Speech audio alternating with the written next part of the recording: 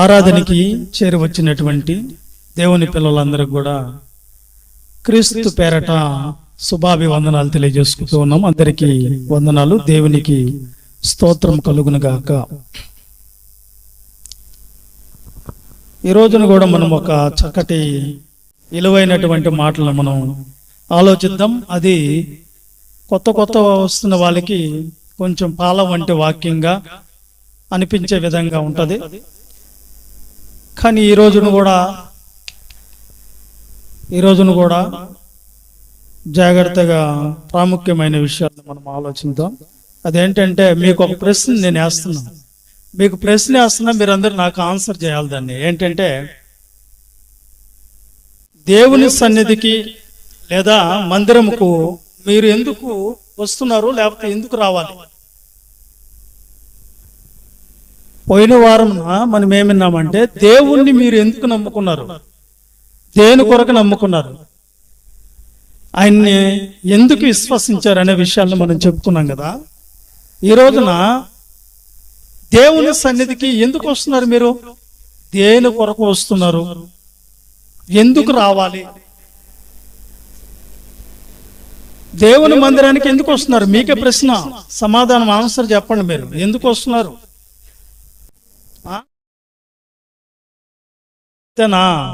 నిత్య జీవం కొరకనా? దేవుని సన్నిధికి మందిరానికి ఎందుకు రావాలి? ఎందుకు రావాలి? నిత్య జీవం అంటే దానికి ఊరకిన వచ్చేది కాదు, కేవలం నమ్ముకుంటే వచ్చేది కాదు నిత్య జీవము. మరి ఎలా వస్తుంది నిత్య జీవము? ఊరక వస్తుందా? పరలోకం రావాలంటే ఊరక వచ్చిద్దా? ఎందుకు మీరు దేవుని సన్నిధికి రావాలి, దేవుని మందిరానికి ఎందుకు రావాలి అంటే, మనల్ని దేవుడు దేనికి సాదృశ్యంగా, దేనికి పోల్చాడంటే, క్రీస్తు పేరట మనకు ఒక బాధ్యత ఉంది, మనకు ఒక హోదా ఉంది, మనకు ఒక హెచ్చింపు ఉంది, మనకు ఒక అర్హతను కూడా క్రీస్తు అనుగ్రహించాడు. ఆ అర్హత ఏంటంటే మనల్ని ఒక పనికి నియమించుకున్నాడు క్రీస్తు ప్రభుల వారు. మనందరినీ, నన్నొక్కనే కాదు, మనందరినీ ఒక పనిలో పెట్టాడు. ఆ పని ఏంటి, ఆ బాధ్యత ఏంటి, ఆ ధర్మం ఏంటి అనేది మనం ఆలోచించాలి. ఇప్పుడు ఆలోచించేటప్పుడు పేతురు రాసిన మొదటి పత్రిక 2వ అధ్యాయము 9వ వచనంలో ఏం చెప్పబడ్డది వాక్యము? చదువుదాం. మొదటి పేతురు పత్రిక 2వ అధ్యాయము 9వ వచనం. అయితే మీరు చీకటిలో నుండి ఆశ్చర్యకరమైన తన వెలుగులోనికి మిమ్మల్ని పిలిచిన వాని గుణాతిశయములను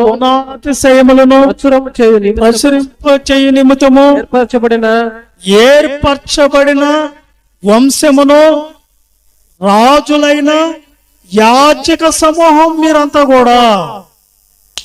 ఏనండి, ఇప్పుడు మనకి ఇచ్చిన బాధ్యత, ఎందుకు రావాలి దేవుని దగ్గరికి, ఎందుకు దేవుని సన్నిధికి రావాలి, ఎందుకు మనం దేవుని సన్నిధిలో అడుగు పెట్టాలంటే, క్రీస్తు ప్రభుల వారట మనల్ని చీకటిలో నుంచి ఎక్కడికి పిలిచాడంట? ఆశ్చర్యకరమైన వెలుగులోకి పిలిచి మనందరికీ ఒక బాధ్యతను అప్పచెప్పుడు. ఏంటి ఆ బాధ్యత అంటే, ఆయన గుణాతిశయాల్ని పచ్చరింపజేయాలి మనమందరం కూడా. అంతేకాకుండా మిమ్మల్ని ఏర్పరచుకున్న ఎవరంటే, మీరు రాజులైన యాజక సమూహం. మీరు ఎవరంట? మీరందరూ ఎవరంట? మనందరం ఎవరమంట? రాజులమి, రాజులైన యాజకులము. యాజకులు అంటే ఎవరు? సేవ చేసేవాళ్ళు.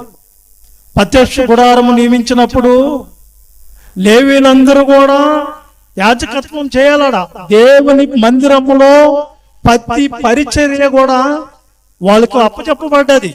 వాళ్ళు ప్రత్యేకించబడ్డారు పాత నిబంధన కాలంలో. కానీ కొత్త నిబంధన క్రీస్తునంతా ఏం చేస్తాడంటే, లేవీని మాత్రమే కాదు కానీ అన్ని జనులందరూ కూడా ఏమిచ్చాడంటే, క్రీస్తు ద్వారా పరిచర్య చేసే, దేవుని పని చేసే అర్హతను కల్పించాడు. పాత నిబంధనలో ఎవరంటే వాళ్ళు అర్హులు కాదు దేవుని పని చేసేదానికి. ఎవరంటే వాళ్ళు అతి పరిశుద్ధ స్థలంలోకి పోయేదానికి లేదు, పరిశుద్ధ స్థలంలోకి పోయేదానికి లేదు. దేవుని వస్తువులు, పరికరాలు, దేవుని పరిచర్య ఎవరు ముట్టుకోకూడదు, ఎవరు తాకూడదు. దేవుడు ఎవరినైతే నియమిస్తారో వాళ్ళే చేయాలి ఆ పని. అది అతిక్రమిస్తే వాళ్ళకి మరణ శిక్షే అక్కడ. కానీ కొత్త నిబంధన కాలంలో ఏం చేశాడంటే దేవుడు ఒక జాతికి, ఒక గుంపు జనాభాకు కాదు దేవుడు ఇచ్చింది ఈ అర్హత. అందరికి ఏం చేశాడంటే మీరందరూ ఎవరో కాదు, మిమ్మల్ని చీకట్ల నుంచి వెలుగులోనికి తీసుకుని వచ్చాను, మిమ్మల్ని ఏం చేశానంటే ఏర్పాటు చేసుకుని రాజులైన యాజక సమూహంగా చేశాను అంటున్నాడు ఆయన. మనందరం ఎవరు అంటే ఇప్పుడు యాజకులు అంటే ఎవరు? పరిచర్య చేసేవాళ్ళు, సేవ చేసేవాళ్ళు, దేవుని పని నిమిత్తము ఏర్పాటు చేయబడిన వాళ్ళు. మనందరిని కూడా క్రీస్తు ప్రభు ఏర్పాటు చేసుకున్నారు.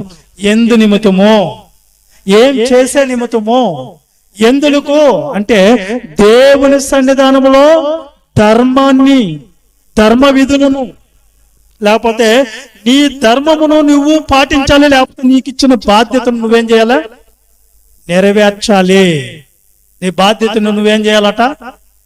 ఏం చేయాలి? మనందరికీ ఏముంది ఇప్పుడు? దేవుని సన్నిధి అంటే, దేవుని యొక్క పరిచర్య అంటే, దేవుని యొక్క మందిరం అంటే అందరి మీద పెట్టాడు ఆ భారాన్ని. ఉందా ఆ భారం? ఏంటి ఆ భారం అంటే క్రీస్తు ప్రభు యొక్క గుణాతిశయాలను మీరేం చేయాలా? ప్రసరింపజేయాలా. ఎవరిలో నుంచి? మనలో నుంచి ప్రసరింపజేయాలట. క్రీస్తు వలె మారాలట. క్రీస్తు లాగా మనం నడుచుకోవాలంట. క్రీస్తు యొక్క క్రియలు మనలో ఉండాలంట. క్రీస్తు యొక్క మనసు మనలో ఉండాలంట. క్రీస్తు యొక్క లక్షణాలు మనలో కనిపించాలంట. మనలో చూస్తే క్రీస్తు కనిపించాలంట. ఆయన ప్రసరింపబడాలంట. అందుకనే మనకు ఒక బాధ్యత. ఏంటి ఆ బాధ్యత అంటే క్రీస్తు గుణాతిశయాలను మనం ఏం చేయాలా? ప్రసరింపజేయాలి. తర్వాత మిమ్మల్ని ఎందుకు ఏర్పాటు చేసుకున్నారంటే ఆశ్చర్యకరమైన వెలుగులోనికి తీసుకుని వచ్చి ఏర్పాటు చేసుకుంది ఏంటంటే రాజులైన యాజక సమూహముగా. ఎలాగంట మనల్ని? ఎలా అంట? రాజులైన యాజక సమూహము. యాజక సమూహం అంటే ఇప్పుడు యాజకత్వం చేయాలి అందరూ. మనం అనుకుంటాము సేవకుడు ఒక్కడే కదా ఈ బాధ్యతలన్నీ, మనకు అవసరం లేదనుకుంటున్నాం మనం. కానీ నిజానికైతే క్రీస్తు ప్రభుల వారు ఎవరి మీద పెట్టారంట ఆ బాధ్యత అంటే ఆయన ఒక్కడే కాదు, మీరందరూ కూడా ఎవరు ఏమవుతారు? మీరందరూ కూడా ఎవరట? యాజకులే. కొత్త నిబంధన ప్రకారం అందరం యాజకులే. అందరం దేవుని పని చేయాలి.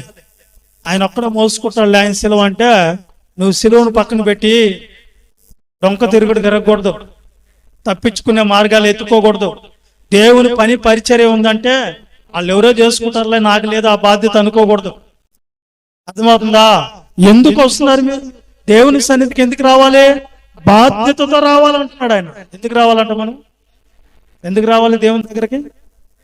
బాధ్యత. ఏందా బాధ్యత అంటే నీ ధర్మమును నువ్వు నెరవేర్చాలి, లేకపోతే నీ బాధ్యతను నువ్వు ఏం చేయాలంట? నెరవేర్చాలి. మనం ఎలా ఉన్నామంటే కేవలం దేవుని దగ్గరకు వచ్చేటప్పుడు బాధ్యత లేని వారిగా వస్తున్నాం. బాధ్యత ఏంటి? బాధ్యత లేని వారు ఎవరంటే గెస్టులు గాను, లేకపోతే చుట్టము గాను, లేకపోతే అతిథిగాను వస్తున్నాం. మనం వస్తున్నామా? అన్ని మీ కొరకు సిద్ధపరచుంటారు. ఇక్కడ మీ నీళ్లు తాగాలంటే, నీళ్లు కావాలంటే ఇదంతా శుభ్రం చేసి కుర్చీలేసి, అలాగే లేకపోతే కింద మ్యాట్లు పరిచి, లేకపోతే సౌండ్ బాక్సులు పెట్టి ఇవన్నీ మీ కొరకు ఏర్పాట్లు చేసిన తర్వాత మనం ఎలా వస్తున్నామంటే టిప్ టాప్ రెడీ అయ్యి కూర్చుంటున్నాము. తర్వాత ఏం చేస్తున్నాము? గెస్టులుగా, చుట్టంలాగా, అతిథులు ఎలాగ వస్తారో, చుట్టాలు ఎలా వస్తారో అలా వచ్చి చుట్టంలాగా వెళ్ళిపోతున్నారు. మీరేమన్నా దేవునికి చుట్టాలా? మనమేమన్నా దేవునికి చుట్టాలమా, లేకపోతే దేవుని పని చేసేవాళ్ళమా? చెప్పండి. ఎందుకు వస్తున్నావు నువ్వు దేవుని సన్నిధికి? చెప్పండి. ఎందుకు రావాలి దేవుని సన్నిధికి? ఇప్పుడు నీ బాధ్యతను నువ్వు చేసేదనుకో రావాలి. ఏం బాధ్యత అదే? దేవుని పని. ఏంటి ఆ దేవుని పని? ఆయన గుణాతిశయాలను నువ్వు ప్రసరింపజేయాలి. తర్వాత యాజకత్వ ధర్మమును నువ్వు నెరవేర్చాలి. ఏం చేయాలంట? యాజకత్వం చేయాలి. యాజకత్వం అంటే పాత నిబంధన కాలంలో అయితే చాలా నియమాలు ఉన్నాయి. ఏంటి ఆ నియమాలు అంటే, ప్రధాన యాజకుడు అయితే నిలువు టంగి వేసుకోవాలి, దాని మీద ఇంకోటి నారలాగా తగిలించుకోవాలి, దాని తర్వాత తల బాగా కట్టుకోవాలి, బంగారు రేఖ తగిలించుకోవాలి, ఒక దానిమ్మ కాయలు కలిగినటువంటి ఒక వస్త్రాన్ని ధరించుకోవాలి, దోపార్తి చేత పట్టుకోవాలి, బలులు రక్తం చేత పట్టుకోవాలి, బలులు అర్పించాలి, దాన బలి, నైవేద్య బలి. అర్థమైందా? పాప పరిహారార్థ బలులు ఉండేవి. కానీ కొత్త నిబంధన ప్రకారంగా మనకు ఏంటి ఆ బలి అంటే, నీ ప్రాణాత్మ దేహాన్ని సజీవయాగంగా ప్రాణార్పణంగా దేవుని పని కోసం పోయాలి. ఏం చేయాలి? మనము ఎక్కడికొచ్చి ఏం చేయాలి చెప్పండి? ఏం చేయాలి చెప్పింది ఎబ్రీ పత్రిక 12వ అధ్యాయం మొదట్లో ఎబ్రీ పత్రికన ఒక నిమిషం 4వ అధ్యాయం అనుకుంటా.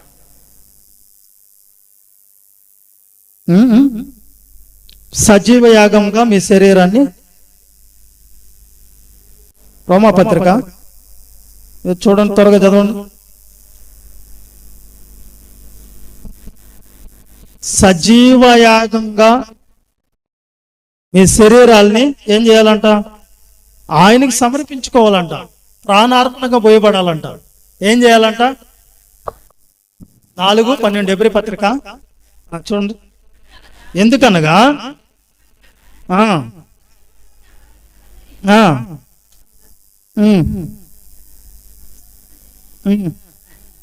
అది కాదు నాన్న, రోమాపత్రిక 12:1 చదవండి.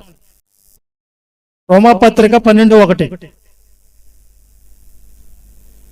కాబట్టి సహోదరులారా, పరిశుద్ధమును దేవునికి అనుకూలమునైన సజీవయాగముగా మీ శరీరములను ఆయనకి సమర్పించుకునడి. ఏంటి బాధ్యత? యాజకత్వం బాధ్యత ఏంటి?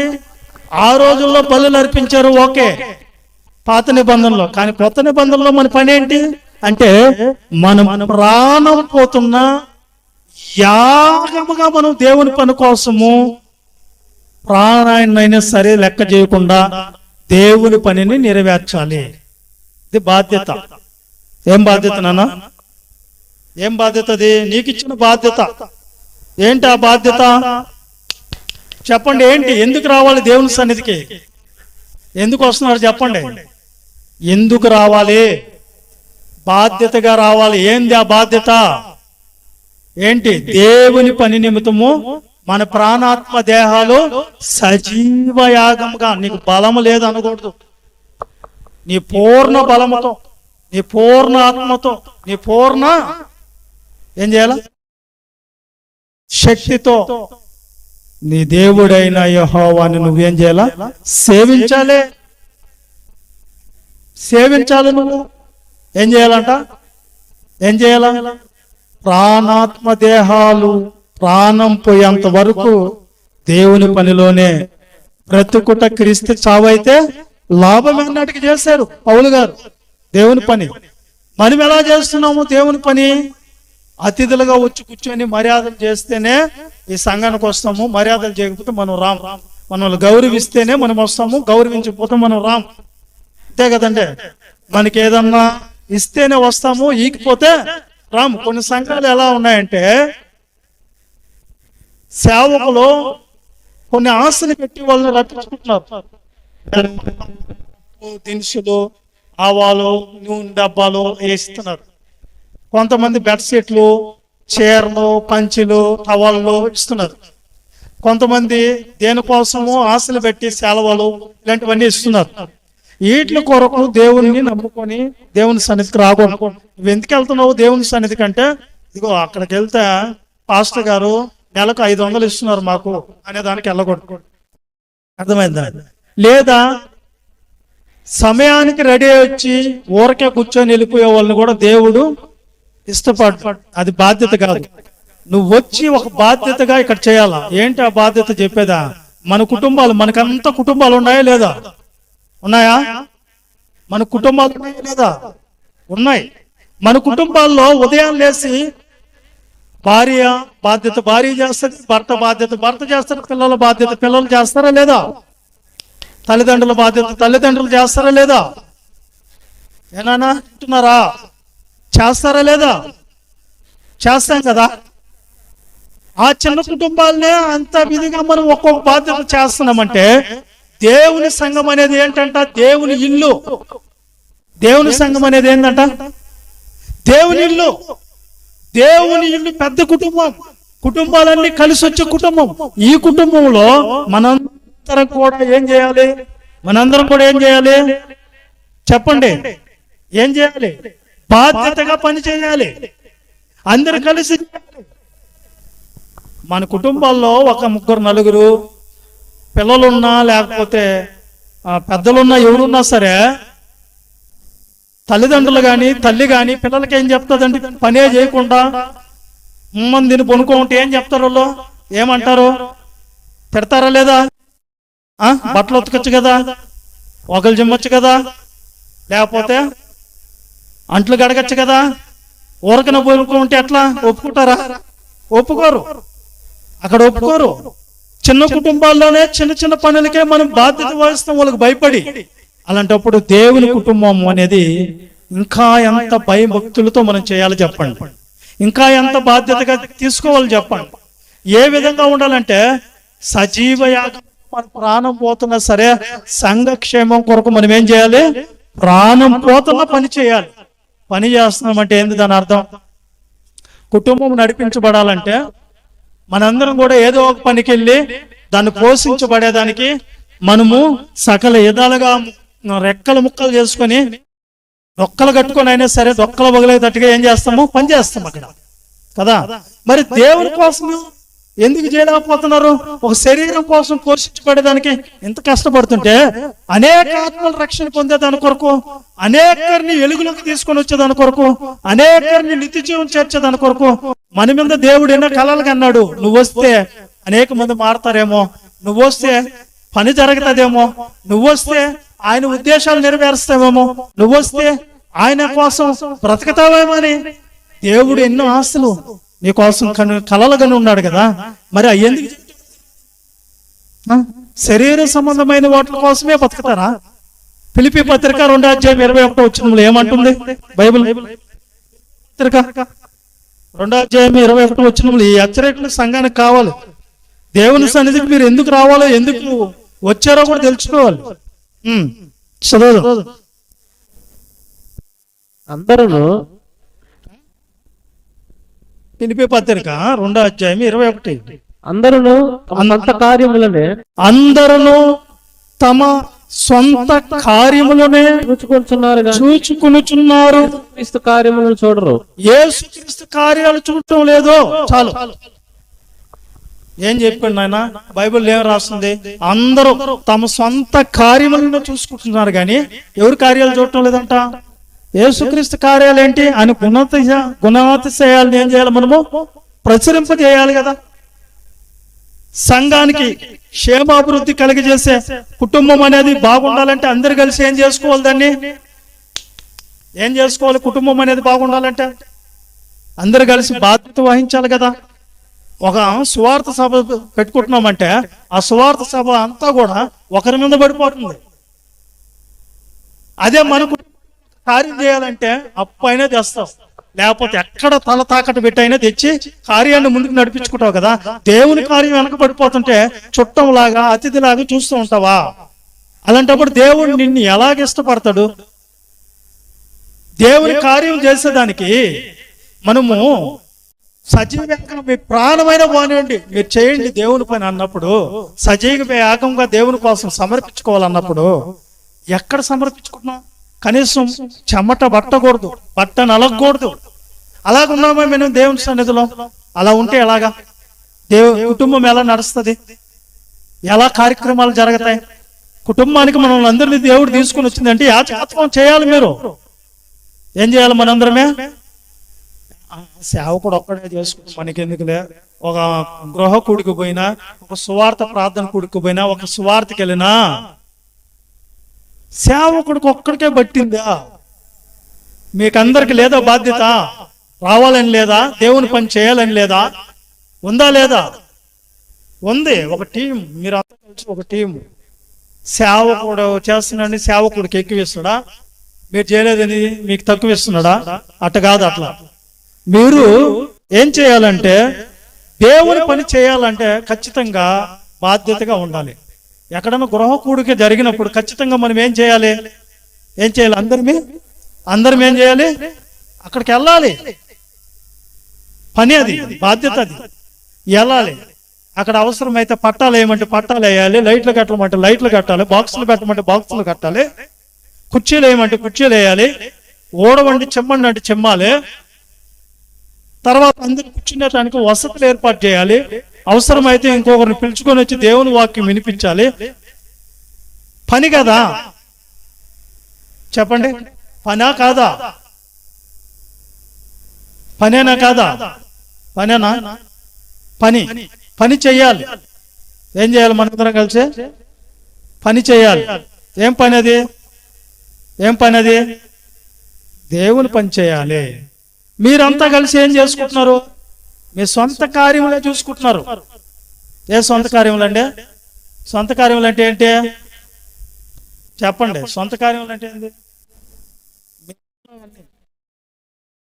ఉప్పు అయిపోతే దాన్ని సంపాదించుకునే ప్రయత్నం, పప్పు అయిపోతే సంపాదించుకునే ప్రయత్నం.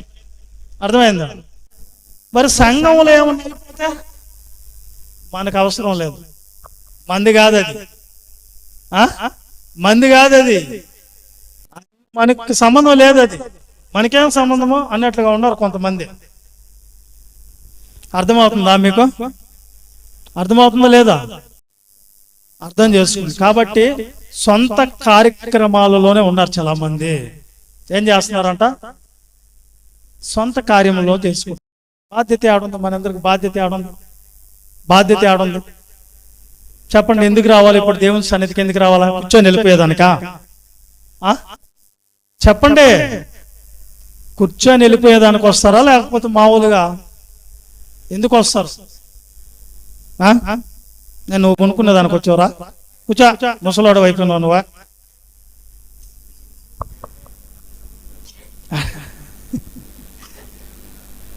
ముసలాళ్ళు కూర్చో ఉన్నారు కదరా. అర్థమైందా మీకు అందరికి కూడా? అర్థమైందా లేదా? అర్థమైందా లేదా?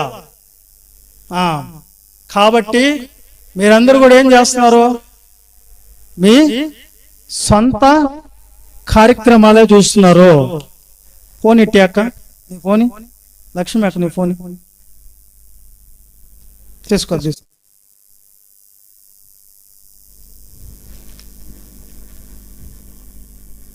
నా దాంట్లో టైం బాగా పట్టలేదు, చూద్దామని. అది బాగా కనబట్టలేదు, నల్లగా ఉంది. దేవునికి స్తోత్రం. తమ ఏం చేస్తున్నారంట? సొంత కార్యంలో చూస్తున్నారు అన్నారు. మన కుటుంబాల్లో అయితే మనకి ఏదన్నా కలిగిందనుకో ఏం చేస్తాం చెప్పండి? ఇప్పుడు ఎన్ని గంటలకు వస్తున్నాం మనందరం కూడా? దేవుని సన్నిధి ఎన్ని గంటలకు రావాలని చెప్పాను? ఎన్ని గంటలకు కూడుకోవాలని చెప్పాను? 10కి రావాలని చెప్పానా? ఎన్ని గంటలకు వచ్చారు? ఒక్కొక్కరు చెప్పండి. 10కి కరెక్ట్గా వచ్చిన వాళ్ళు చేతులు ఎత్తని చూద్దాం. నేను కూడా రాలేదులే, కానీ మీలాగా ఉన్నప్పుడు మాత్రం నేను వచ్చున్నా. మేము నేర్చుకునే స్థితిలో ఉన్నప్పుడు, ఒక్క సేవకుడి దగ్గర ఉన్నప్పుడు ఒక్క మాట అనిపించుకోలేదు. 10 గంట ముందే పోయి ప్రార్థన చేసుకునేది చర్చిలో. ఇప్పుడు మీరు మమ్మల్ని పోల్చుకునేదానికి లేదు. ఎందుకంటే బోధకులు గురువులుగా ఉన్నప్పుడు, లేకపోతే మీరు స్టూడెంట్కి నేర్చుకుని ఖచ్చితంగా మీరు పాటించి తీరాల్సిందే. కానీ ఎప్పుడు వచ్చారు చెప్పండి? ఇప్పుడు 10 గంటలకు కరెక్ట్గా వచ్చారా? సరే, 10:30కి వచ్చిన వాళ్ళు చేతులు ఎత్తండి. 10:30 కంటే రైట్ టైం మనకు. 10:30కి వచ్చారా? 10:30కి వచ్చారా?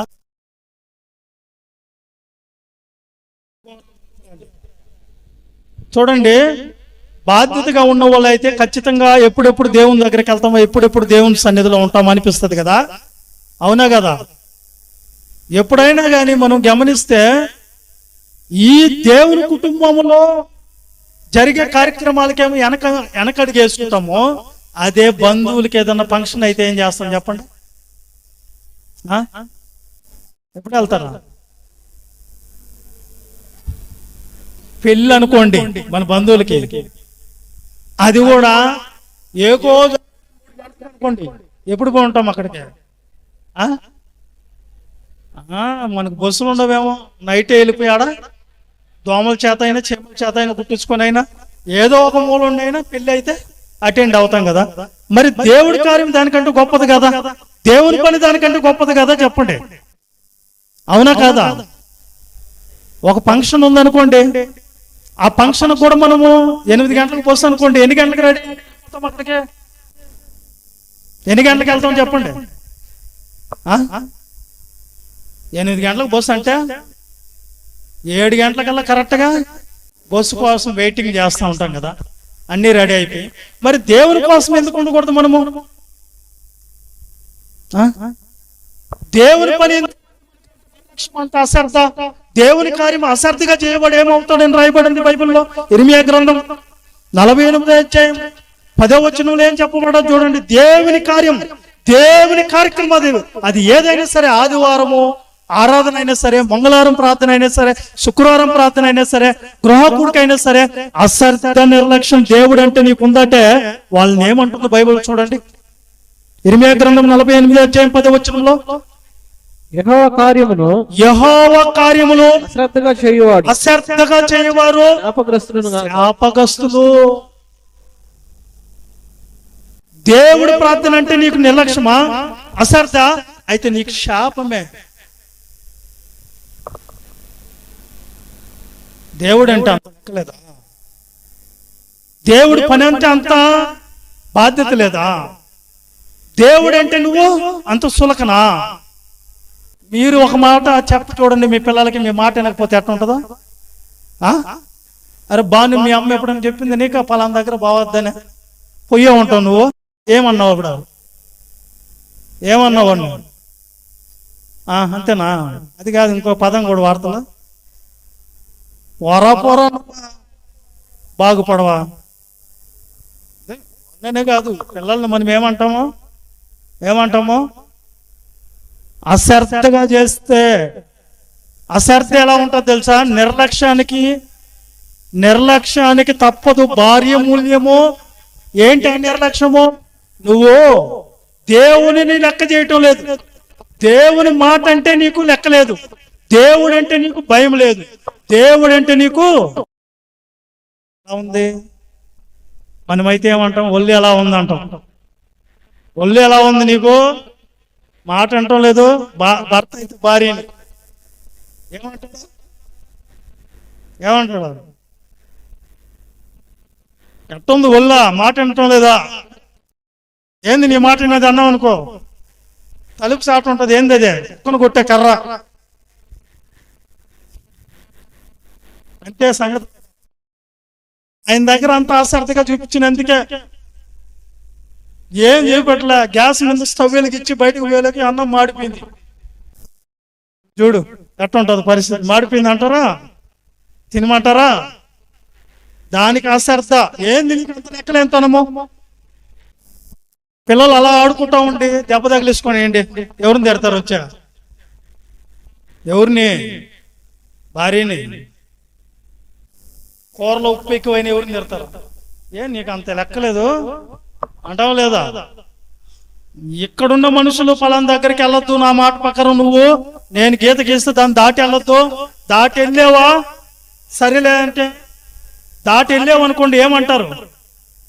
పిల్లలకు మనం గీత గీస్తాం, భార్యకి భర్త గీత గీస్తాడు. అర్థమైందా? ఆ గీత దాటి వెళ్తే ఫలానా వాళ్ళు ఇంటికి వెళ్ళబాగున్నాడు. వెళ్ళొద్దని చెప్పిన ఫలానా వాళ్ళతో ఫోన్ మాట్లాడొద్దని చెప్పినా, ఫలానా దగ్గరికి వెళ్ళొద్దని చెప్పినా, నాకు చెప్పుకుంటూ బజార్కి వెళ్ళొద్దని చెప్పినా, ఎల్లు చూడు ఏముంటుంది మనిషి. వెళ్ళొద్దన్న చోటుకి వెళ్తే ఎట్లుంటుంది నీకు? ఈ విమానం మోత కదా, వరకే చెప్తున్నాలేండి. పావద్దు వాళ్ళతో మాట పోతే ఏమవుతుంది? నేనంటే అంత లెక్కలేదా అంటాడు భర్త. పిల్లలు వెళ్ళారనుకోండి, అరే సినిమాకి వెళ్ళొద్దంటే పోయి వచ్చాను, ఏం చేస్తా? మనిషికే ఇంత కోపం వస్తే దేవుడు కార్యములు నువ్వు అశ్రద్ధగా చేస్తే చెప్పండి. దేవుని కార్యాన్ని నువ్వు అశ్రద్ధగా చేస్తే చెప్పండి, శాపం వస్తుంది. ఏమొస్తుందంట? దేవుని పని అంటే నీకు అంత విద్య, అంత నిర్లక్ష్యమా? నీ సొంత కార్యాలు దేవుడు అంటే చుట్టంలాగా వస్తావా? నువ్వు చుట్టానివే దేవుడికే, అతిథివా? దేవుడు నిన్ను చుట్టం కోసం రమ్మన్నాడు. ఎక్కడికే? ఎందుకు రమ్మన్నాడు? బాధ్యతగా రమ్మన్నాడు. ఏంది ఆ బాధ్యత? నీ ప్రాణం పోతున్నా సరే దేవుని పని చేసి చావు. ఏం చేయాలా? దేవుని పని చేస్తా చావు, నిత్య జీవం అన్న వస్తుంది. ఎందుకంటే బ్రతికితే క్రీస్తు కొరకే బతుకు, లేకపోతే చచ్చిపో, అది లాభం. అందుకు రావాలి దేవుని సన్నిధికి. ఎవరో నీళ్లు తెచ్చి పెడుతుంటే మనం తాగేది కాదు, మనకు కూడా ఆ బాధ్యత ఉంది. నేను ఎందుకు చేయకూడదు? ఎవరో ఊడొస్తుంటే నేనెందుకు ఊడకూడదు అనుకోవాలి. ఎవరో ఏదో తెచ్చి పెడుతుంటే ఈరోజు నీళ్లు కూడా తెచ్చి పెట్టలేదు అమ్మలక్కలు. బాటలు ఎత్తుకుపోయి నీళ్ళు కూడా పెట్టలా, మా బాటలు కాదని ఎత్తుకుని వెళ్ళారేమో.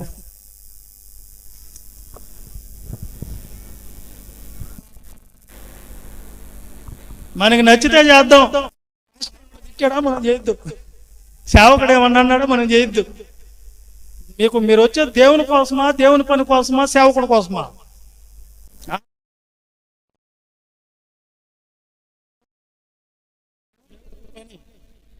దేవునితో నీ పని, నీ బాధ్యత. నేను వచ్చి ఏదో ఒకటి చేయాలి. ఏ పని లేదా, అన్ని చేసేస్తున్నారా? వచ్చి కూర్చొని ప్రార్థన చేయ వాళ్ళ కోసం. ముందుగా వచ్చి ప్రార్థన చేయ. సొంత కార్యాల్లో ఉంటావే, సొంత కార్యాలు చూస్తున్నా, దేవుని కార్యాలు చూడవు నువ్వు. ఇలాంటప్పుడు దేవుడు ఏం చేస్తుంటే బుద్ధి లేని కన్నికల్లో కలిపేస్తాడు. బుద్ధి లేని కన్నికల్లో కలిపేస్తాడు. అందుకనే సంఘం అనేది కూడా ఒక పెద్ద కుటుంబం, దానికి ఒక పని ఉంది. ఆ పనిని మనం అందరం కలిసి ఏం చేయాలి? ఏం చేయాలమ్మా? చేయాలి. టయానికి వచ్చి శుభ్రంగా కూర్చొని ఫ్యాన్ ఏడుందో చూసుకుంటుంది. ఒక ఆవిడ ఫ్యాన్ ఎక్కడుందో చూసుకుంటుంది. ముందు కుర్చీ వేసుకుని దానికి దేవుని పని అంటే దేవుని పని చేయటమా? తెనాల్లో సేవ చేసేటప్పుడు చిన్న ఎగ్జాంపుల్ చెప్తున్నా. తెనాలి పట్టణంలో సేవ చేసేటప్పుడు ఒక ఆమె ఫ్యాన్ ఇచ్చినప్పుడు, ఫ్యాన్లు కొనేది కూడా కష్టమే ఆ రోజుల్లో. ఫ్యాన్ ఒకటి ఇచ్చింది, ఆ ఫ్యాన్ మీద కూడా ఆమె పేరు వేసి ఇచ్చిందే. ఆమె కుర్చీ కొనుక్కుంది 1000 రూపాయలు పెట్టి. ఇప్పుడు 3000 ఆ కుర్చీ, అప్పుడు 1000 రూపాయలకు వచ్చేది. అప్పుడు ఆమె 1500 రూపాయలు పెట్టి ఫ్యాన్ కొనిచ్చింది. ఇప్పుడు 3500 ఆ ఫ్యాను. గంగా సీలింగ్ ఫ్యాన్ అంట కంపెనీ. అప్పుడు కొనిచ్చింది. ఆ ఫ్యాన్ మీద పేరు వేసింది, కుర్చీ మీద పేరు వేసుకుంది. ఇంకా ఆమె ఆ ఫ్యాన్ కింద కూర్చున్నా లేపేస్తుంది. ఆమె కంటే ముందు వచ్చి ఎవరు ఆ కుర్చీలో కూర్చున్నా లేపేస్తుంది. ఓ రోజు గొడవ కూడా పెట్టుకుంటుంది ఆవిడ. లే అన్నది ఎవరో కూర్చోంటే. ఎందుకు లేవన్నమాట, కూర్చోలేవా అంటే ఆవిడ పైన ఫ్యాన్ మీద పేరు చదువు. ఏం పేరు అది? చక్కదనం పేరు, గోడోపొడి ఎంకమ్మ పేరు కూడా. పేరు ఎవరిదే? ఎంకమ్మ. నేనే ఎంకమ్మని, కొన్న పేరు లేపేస్తాడు. పరిస్థితులు, ఇట్లాంటి పరిస్థితులు చూసినప్పుడు మరి చిత్రంగా ఉంటాయి. ఊరికే చెప్తున్నా నేను, ఇట్లాంటి పరిస్థితులు కూడా ఉన్నాయి సంఘంలో ఈ రోజుల్లో. కుర్చీలో లేపేయటం, దాని కింద లేపేయటం, నేనే కూర్చోవాలని అంటాం. దేవుని పనికి అయితే పనికి రాకుండా పోవటం. దేవుని కార్యక్రమాలు చేసేదానికి నీకు బాధ్యత ఉంది. ప్రాణార్పణంగా పోయబడాలి. పని చేస్తూ ఉంటే పిల్లలు ఇక్కడికి వచ్చి పని చేస్తుంటే పురుగులకు భయపడతారు. ఏందయ్యే బొద్దెం, చిన్న చిన్న సాలు పురుగులు, ఎలాంటి పురుగులకు భయపడి అన్నో మేము చేయలేమాడా అంటే వెళ్తారు. ఏం చేయలేకపోయేదేంది? వాటికి భయపడుతున్నావు నువ్వు. పిరికి వారు పరలోక రాజ్యానికి వారు. దీన్ని చూసి వదిలేస్తారా? మమ్మల్ని కానీ అయితే ఎలా పెట్టేవాళ్ళు తెలుసా? ప్యాంట్లు అంతా పైకి మడిచేది. ఇజ్రాయేలు ఏం చేసేది? ఇజ్రాయేల్ కదా, ప్యాంట్లు పైకి వేసుకొని మందిరం అంతా ఊడ్చేయాలా, రోడ్లన్నీ చింపేయాలా. మనం బాత్రూముల దగ్గర అందరూ పబ్లిక్ బాత్రూములు ఉంటాయి, చాలా దాదాపు 100 ఉన్నాయి ఆడ దూరం. మనం గడిగినవి అడిగితే బాత్రూంలో పెద్ద ఆయన ఉంటాడు ఇన్ఛార్జి, అనిల్ పాస్టర్ అనుకుంటా మాకున్నింది అప్పుడు. పోయి మీకు అడిగిన బాత్రూమ్ టాయిలెట్ మొత్తం చూస్తాడు. అవి తెల్లగా లేకపోతే రా బెదరెట్రా, అదేంటి అది శుభ్రంగా గడగలేదు నువ్వు, రా దా శుభ్రంగా గడిగిన. ఏందిరా నసుకుతున్నావు, ఇటుక రాయి పెట్టి తోము దాన్ని తెల్లగా రావాలా. ఇదే పరిచర్య. భక్తులు ఎత్తుకోబోయి పని చేయాలి. చెప్పుల దగ్గర ఉండు, ముందు చెప్పుల దగ్గర ఉండు, చెప్పులు వచ్చే వాళ్ళ చెప్పులు అంది వరుసగా పెట్టు. వాళ్ళు వచ్చినప్పుడు ఏ చెప్పులు ఎవరు ఇచ్చేయి, వాళ్ళు పేడ దొక్కురాని ఏదైనా దొక్కురాని. ఎందుకు అదంతా? వీళ్ళు దేవుని దగ్గర ఎలా ఉండాలి? ప్రతి పని నేర్చుకో ఉండాలి. ఒక్క పనే చేసుకుంటా టిప్పు టాపును రెడీ అయ్యి వచ్చి వాక్యం చెప్పేస్తా, లేకపోతే సేవకుల్లా కనిపించేస్తా, నేను స్వార్థ చేసేస్తా అంటే కుదరదాడా. కింద నుంచి ప్రతి పని నేర్చుకోవాలా. జతలు బట్టలు ఉతికి పెట్టేయాల. ఉతికి పెట్టేటప్పుడు ఏం చేయాలి? సేవకులు ఉతికి పెడితే వాటిని మళ్ళీ ఆ సేవకులు ఏం చేస్తారంటే తెల్లకి రాకపోయినానికి మళ్ళీ మడిచి మళ్ళీ ఉతుకురాప అని చెప్పి పరీక్ష. చిన్న ప్లేట్లు అన్ని ఎత్తేసి కడగాలి, శుభ్రంగా కడగాలి. ఏ పనిలే కాదు. సేవకులకి పెద్ద సేవకులు ఉంటే వాళ్ళు ఒకవేళ వాళ్ళ వయసు పెద్దదైతే వాళ్ళకి స్నానాలు చేపియాలి, వాళ్ళకి అన్నాలు తినిపించాలి. సేవ అట్ట పరిచర్య నేను చేసింది. ఒక్కోసారి తిట్టేది వాళ్ళు, రే మీకు తిండి గెతిలాగా వచ్చారా మీరు దేవుని సేవ కట్టరు, కన్నీళ్ళు పడతాయి వాళ్ళు తిట్టే మాటలు.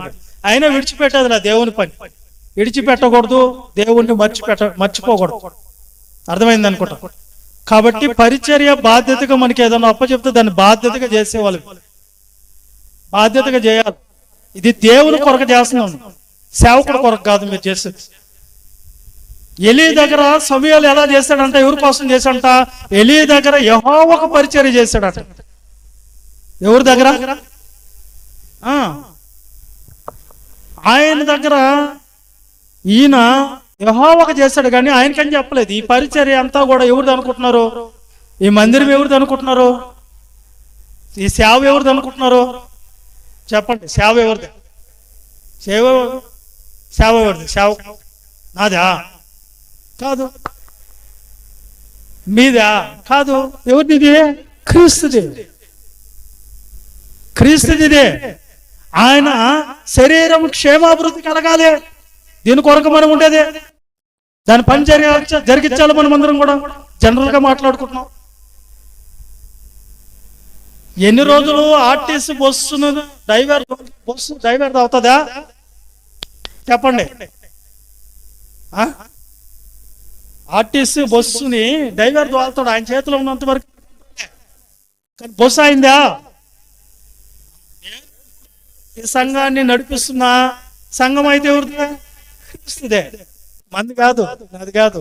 పని చెప్పాడు కాబట్టి ఆ పని అప్పచెప్పిన బాధ్యత చేయాల.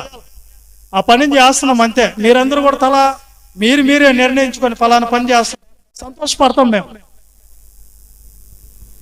సంతోషం.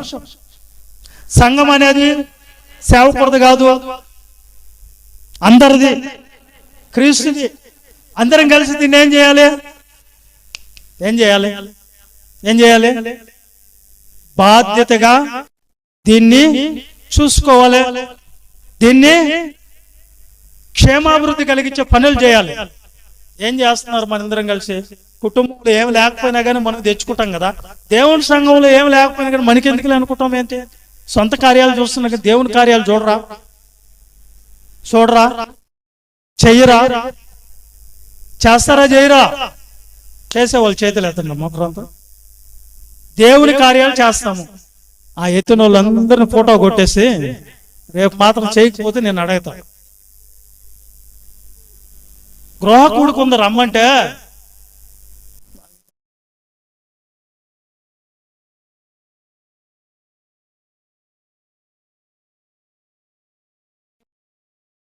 బతకాలని బాధ్యత దేవుడు ఎందుకు పంపిస్తున్నాడో ఇక్కడికి మనకు బాధ్యతనిచ్చాడు దేవుడు.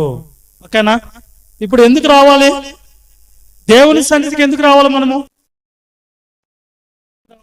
మన బాధ్యతని చేసేదానికి రావాల, పని చేసేదానికి రావాల.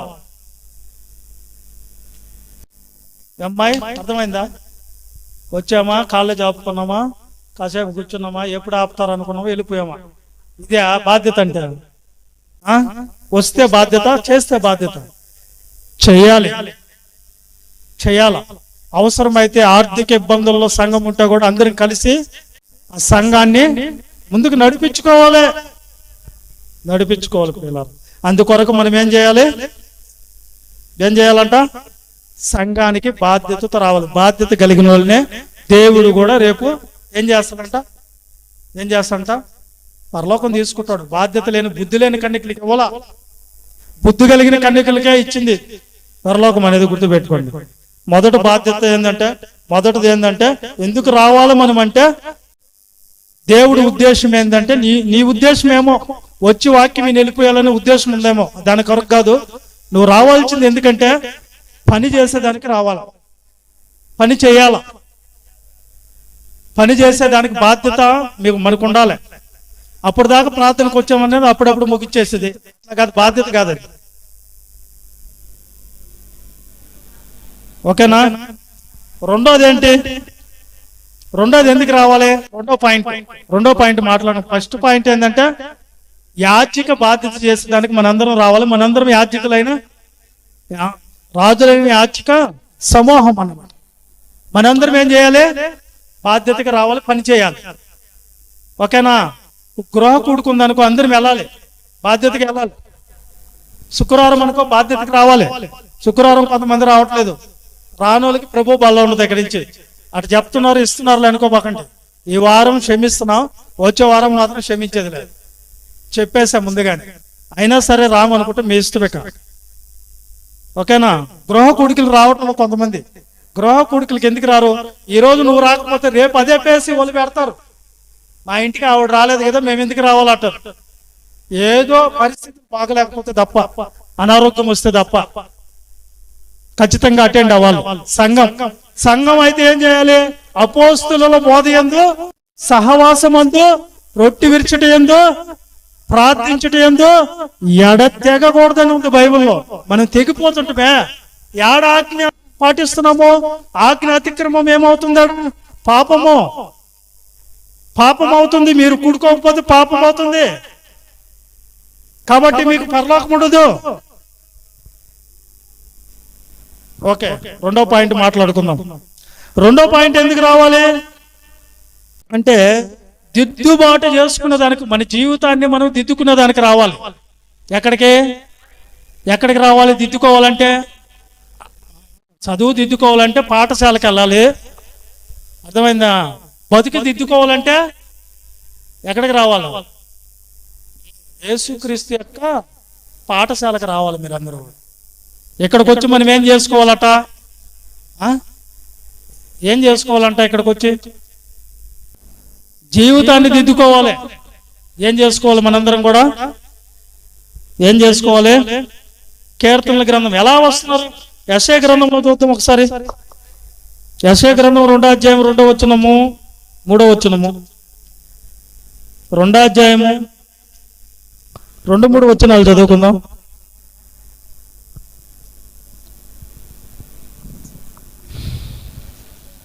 యెషయా గ్రంథం అంత్య దినములలో పర్వతం పైన యెహోవా మందిరం, పర్వత శిఖరమున స్థిరపరచబడి కొండల కంటే ఎత్తబడును. ప్రవాహము వచ్చినట్లు సమస్త అన్ని జనులు వచ్చుదురు. ఆ కాలమున సీయోను ధర్మశాస్త్రం యెరూషలేములో నుండి యెహోవా వాక్కు బయలువెళ్ళును. జనులు గుంపులుగా వచ్చి యాకోబు దేవుని మందిరమునకు, యెహోవా పర్వతమునకు మనము వెళుదుము రండి. ఆయన తన మార్గముల విషయమై మనకు బోధించును. మనము ఆయన త్రోవలలో నడుచుకుందామని చెప్పుకుందరు. ఎందుకు రావాలి దేవుని సన్నిధికి? జరుగు అక్క, కుర్చీలో కూర్చో. వాడికి అనుకుంటే కుదరదు, వాడికి అనుకోకూడదు. చూసే వాళ్ళందరికీ నిర్లక్ష్యం వచ్చేస్తుంది. గోడగ్గా అనుకోబోకండి. కుర్చీలో కుర్చీలో ఉండండి, లేకపోతే బయటికి పోయానే తిరగండి. ఓకే, చెప్పే నాకు ఇంట్రెస్ట్ పోద్ది, గోడకి అయిపోతుంది. దేవుని పని నాటకం పరచకూడదు మనం. ఓకేనా? విషయం ఏంటంటే అక్కడ ఏం చెప్తున్నా అంటే, ఎందుకు రావాలి దేవుని సన్నిధికి మందిరానికంటే, ఎందుకు రావాలి దేవుని మందిరానికి మనం అంటే, ఆయన తన మార్గముల విషయమైన మనకు బోధించును, ఆయన త్రోవలలో మనం నడుచుకునే దానికి రావాలి, మన జీవితాన్ని మన బతుకుని దిద్దుకునే దానికి రావాలి. ఏనా? ఎందుకు రావాలి నాన్న దేవుని సన్నిధికి? ఎందుకు రావాలి? మన బ్రతుకుని దిద్దుకునే దానికి రావాలి. మనకు ఉండేది ఒకే ఒక నిర్లక్ష్యము, అశ్రద్ధ ఏంటంటే, మనము ఎవరో వాళ్ళని దిద్దుకోమంటాం కానీ మనం మాత్రము దిద్దుకోము. ఇది ఆడుండదు. ఏని పెట్టి తిరస్కరిస్తాము, లేదంటే ఏరే వాళ్ళని మాత్రము తప్పులు పడతాము, ఏరే వాళ్ళ తప్పులు అయితే ఎతకతాం. మన తప్పులు అయితే మనకు కనబడవు. మనమే మాత్రమని మనం చూసుకోము ఎప్పుడు కూడా. అర్థమైందా? ఏరే వాళ్ళని అయితే ఒకటే తప్పులు పట్టుకునేదానికి రెడీ, ఏలు పెట్టి తిరస్కరించేదానికి రెడీ. మన కంటిలో ఉన్న దోలము నెంచక ఏరే వాళ్ళ కంటిలో ఉన్న నలుసు తీసేదానికే చూస్తాం. అందుకని వేసిదారి అన్నది. మనమే మాత్రమో మనకు తెలీదా? ఇప్పుడు చూడండి, ఒక్క ఏలు ఏరే వాళ్ళ వైపు పెట్టా నేను. నువ్వు మంచిదానో కాదు, నువ్వు మంచోడో కాదని ఇటు పెట్లా. కనిపిస్తుందా చూపుడు వేలు? ఎన్నేళ్ళు నా వైపు తిరుగుండాయి? 3 ఏళ్ళు నా వైపు తిరిగింది, ఒకటే ఆడకెళ్ళి ఉంది. నువ్వే అన్నావు అనుకో, అంతకంటే 3 నువ్వు అని చూపిస్తున్నాయి మనకు. అర్థమైందా? ఒకటేం చూపిస్తుంది, మీ ఇద్దరు సంగతి పైన దేవుడు కూడా చూస్తున్నాడు అని పైన చూడు ఒకసారి అని చూపిస్తుంది. అర్థమైందా మీకు? అర్థమైందా? మన తప్పులు మనం దిద్దుకోవాలి. ముందు సంతోషంగా దిద్దుకోవాలి. దేవుని సన్నిధికి ఎలా రావాలి మనము? ఎందుకు రావాలా? ఒక ఆవిడ అన్నది నన్ను, ఊడిపర్తి గ్రామంలో కోవులగుంట్ల ప్రాంతం అనుకుంటాలే, మందిరానికి బాగానే వస్తుంది. ఆమెను పొగిడినంతసేపు బాగుంది. అక్క నువ్వు సూపర్గా పాట పాడతావు, అక్క నువ్వు బాగా ప్రార్థన చేస్తావు, అక్క నువ్వు పరిచయం చేస్తావు, అబ్బో అంటున్నావు, అక్క నువ్వు కూర చేస్తే అమృతం అంటున్నావు. అంతసేపు బాగానే వచ్చింది. ఏదో ఒక రోజు అనుకోకుండా ఒక్క మాట అన్నాం. ఆ మాటకి ఇంకా రావటం ముగిచేసుకుంది. ఎక్కడికి? దేవుని ప్రార్థన మందిరానికి రావడం మానేసి. ఎందుకు రాలేదక్క నువ్వు దేవుని ప్రార్థన మందిరానికి అన్నావు? ఎందుకు రాలేదక్క నువ్వు ప్రార్థన మందిరానికి అంటే, నువ్వు పోయా మేము రామా అన్నది ఆవిడ. ఏంటి నువ్వు ఎందుకు రావు? ఏమైంది అంటే, ఏముంది చీపురు కొట్టినట్టు కొడుతున్నావు నువ్వు దేవుని వాక్యం. అది నాకు మొహాన్ని తగిలింది. తగిలితే ఏమైంది అక్క అంటే, ఏమైంది అంటే నా బండారం అంతా బయట పెట్టేస్తుంది అక్కడ. అర్థమైందా? మరి దేవుని వాక్యం 2 అంచెలు కలిగిన ఖడ్గం అది. నీ ఎక్కడ దాకా దూరుతుంది అంటది. నీ ప్రాణాత్మ మూలుగుల్లోనికి దూరి నరాలతో కూడా ఏం చేస్తుంది? అది విభజించినంత మట్టుకు దూరి అక్కడ ఉన్న చీకటిని, అక్కడ ఉన్నట్టే లోపాన్ని, ఆడుండే చెత్త చెదారనంతా బయటికి తీసుకుని వచ్చేస్తుంది దేవుని వాక్యం. వెలుగు చీకటిలో నువ్వు ఉన్నప్పుడు వెలుగులోకి వస్తే ఏం బయటపడతాయి మనకు? మన లోపాలు బయటపడతాయి. వెలుగుకి వస్తే కదా ఎక్కడ మసి అంటుకుంది,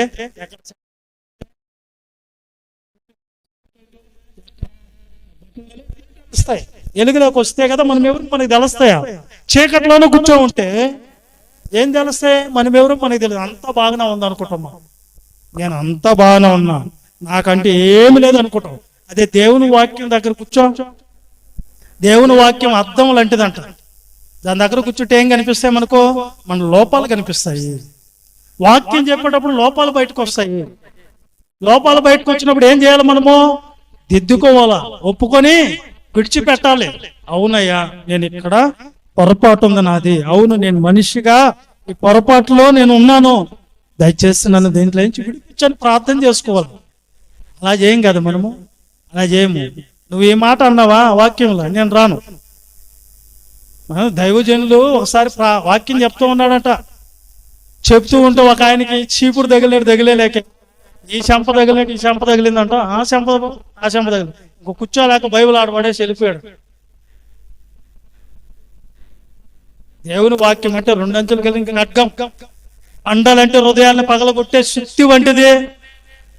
కఠినమైన హృదయాల్ని బద్దలు చేసేది దేవుని వాక్యం. వాక్యం అంటే నైస్గా అలా పైన పూసేది కాదు. పూస్తే మన హృదయాలు మారు, మనసు మారు. కొన్ని విషయాలు కఠినంగానే ఉంటాయి దేవుని మాట. యేసుక్రీస్తు ప్రభువు అన్నాడు, బోధకుడా నిన్ను ఎక్కడెక్కడ ఎత్తుకామన్నారంట 70 మంది శిష్యులు. అరే మీరు ఎందుకు ఎదుగుతున్నారు నాకు తెలిసిదే అన్నాడంట ఆయన. ఎందుకు ఎదుగుతున్నారు తెలుసా? రొట్ల కోసం మీరు నన్ను ఎతికేది అన్నట్ట. అబ్బో ఈ నెతికినందుకు ఈయనేంటి మనం ఈ మాట అన్నాడు? ఇది బహు కఠినమైన మాట. మేము ఇలాంటి మాట అంటే మిమ్మల్ని ఎలా వెంబడిస్తాం? మాకొద్దు, ఈయన మనకు గురువు వద్దు, దయచేసి మేము వెళ్ళిపోదాం కొండని 70 మంది వెనక్కి వెళ్ళిపోయాడు. ఎందుకని? అప్పుడు క్రీస్తు ప్రభువు వారు ఆయన శిష్యులను చూసాడు, 12 మందిని చూసి, ఆ మాటలు కఠినమని వెళ్ళిపోతున్నారు, మీరు కూడా వెళ్ళిపోయే పని అయితే ఏమన్నాడు ఆయన? గెట్ అవుట్ అన్నాడు. అంతే. బతులాడా దేవుని వాక్యంలో? బతులాడలేదు. ఏం చెప్పాడు? వెళ్ళిపోయే పని అయితే వెళ్ళిపోమన్నాడు. అప్పుడు వాళ్ళు ఏమన్నారు? అయ్యా వాళ్ళకి నీ మాటలు కఠినం అవ్వచ్చు, కానీ నీ మాటలు మాకు ఎలా ఉన్నాయి? నిత్య జీవపు ఓటలు, జీవాన్నిచ్చే మాటలయ్యి. వాళ్ళు కఠినం అనుకున్నారు. మాకు అది ఆ ఇలువ తెలుసుకోవాలి. శరీర సంబంధాలు కఠినంగా ఉంటాయి, ఆత్మ సంబంధులకి ఆ మాట మనకి ఎలుగులోకి వచ్చేటప్పుడు మారాలి. అవును కదా, నిజమే కదా, అవును దేవుడా నేను ఇలాగ పొరపాటుగా చేస్తున్నాను, ఇంకా నేను ఎంతకాలం ఇలా ఉండాలి, మారాలి, నేను నా మనసు మార్చు, నా హృదయం మార్చు, నేను కఠినం ఎందుకు అయిపోవాలి, నేను భక్తిహీనుడిగా ఎందుకు ఉండాలి అని ఆలోచిస్తారు. దిద్దుకోవాలి కదా. దేవుని సన్నిధికి వచ్చి ఎలా వస్తున్నాం? ఏడ్చుకుంటూ వస్తున్నాం దేవుని సన్నిధికి, సంతోషంగా వస్తున్నామా? దావీదు గారు ఎలా వచ్చాడు దేవుని సన్నిధికి? కీర్తనల గ్రంథం 122 కీర్తన 1 నుంచి చదువుకుందాం. 122 కీర్తన 1 నుంచి చదువుకుందాం.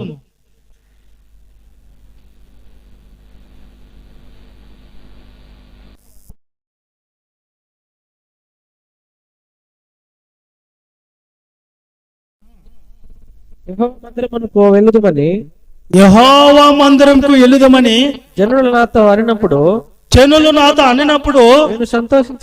నేను సంతోషించి తిని. యెరూషలేమా, చాలు. దావీదు గారి సంగతి మీకు తెలుసు కదా. ఆయన ఒక రాజు, ఒక పట్టణాన్ని నడిపిస్తున్న అంతఃపురానికి రాజు. ఆయన ఎలా వెళ్తున్నారు దేవుని మందిరానికి వెళ్దామంటే? చూడండి మీరందరూ, ఎలా వెళ్ళాలి దేవుని సన్నిధికి? మనందరం కూడా మందిరానికి ఎవరు మొహాల సంతోషం కనపడదే? బస్ స్టాండ్ లో బ్యాగులు బాగొట్టుకొని వచ్చి కూర్చున్నట్లుగా కనిపిస్తున్నా మేడం. అయ్యో నా బ్యాగ్ పోయింది పాస్టర్ అక్కడ అన్నట్టుగా కూర్చున్నాం మనం అందరం మేడం. నా బ్యాగ్ దేవుని దగ్గర, మీరు దేవుని సన్నిధిలో ఎలా ఉండాలి?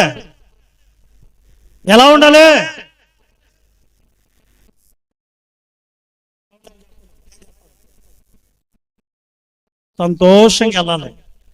మూతులు ముడుచుకొని వస్తాం ఎందుకు? పోగొట్టుకున్న వాళ్ళలాగా వస్తామండి. దావీదు గారు ఎలా వెళ్ళేవాడంట రాజు? యెహోవా మందిరానికి జనులు వెళ్దాం రా రాజు, రా దేవుని మందిరానికి వెళ్దామంటే సంతోషం వచ్చేస్తుందంట ఆయనకి. అదే మనందరం రెడీ అవ్వకపోతే మన ఎల్లక్కడ పక్కింటాము వచ్చి రెడీ అయిపోయి ఏం ఇంకా రెడీ అవ్వాలి దేవుని సన్నిధిగా రావాలని సంతోషం అవుతుందా? ఏమంటారు అక్కడ? చెప్పనమ్మా. ఏమి ఇంకా నువ్వు దేవుని మందిరానికి నిర్లక్ష్యంగా ఉన్నావు ఏమనగానే ఏమంటారు వాళ్ళని? నాతేం పని నీకు, నువ్వు బలవా అంటారు. సంతోషంగా పోయినట్టది. దావీదు గారికి జనులు చెప్పారంట, దేవుని మందిరానికి పోదాంరా అంటే ఏమన్నాడంట? ఓ వచ్చేస్తుందా, ఒక్క నిమిషమే ఆగు అన్నాడంట. మనం ఏమంటున్నాము? హెచ్చరిక చేసిన వాళ్ళతో ఏమంటున్నాం మనము? సంతోషంగా వెళ్దాం అంటున్నామా? సంతోషం రావటం హోమ మందిరం అంటే, దేవుని మందిరం అంటే ఆదివారం వచ్చిందంటే ఒక పండగ అనుకోవాలి. ఒక ఆవిడ అంటుంది, అక్క ఈరోజు అప్పుడే వచ్చేస్తుంది ఆదివారమా? ఒరే